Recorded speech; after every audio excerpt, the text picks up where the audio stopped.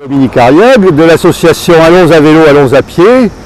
Et nous militons pour que les piétons et les vélos, c'est-à-dire les modes doux, aient leur place dans le système de circulation de l'agglomération.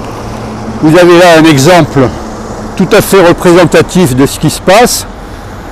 On arrive du carrefour du Cadran, on ne sait pas par où on doit rejoindre une piste qui est indiquée. On se retrouve sur un passage clouté avec des piétons.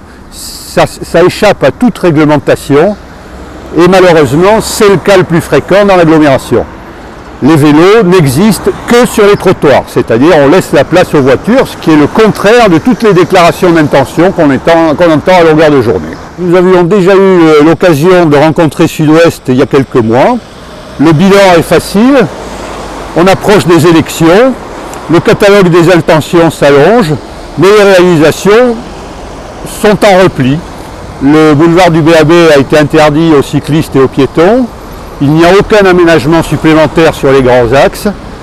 Et le principal facteur d'aménagement pour les utilisateurs doux, c'est-à-dire la baisse de la vitesse de circulation, n'est pas envisagé de façon évidente. Voilà.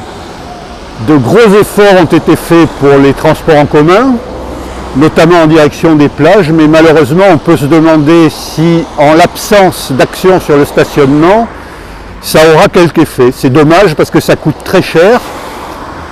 Les vélos qui devaient profiter de l'action publique en matière de bus ont été laissés de côté.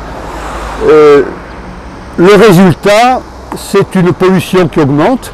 Malheureusement, ce n'est pas pris en compte et nous exigeons, nous avons lancé des actions auprès de la CADA pour obtenir la mesure de cette pollution et savoir ce qu'il en est.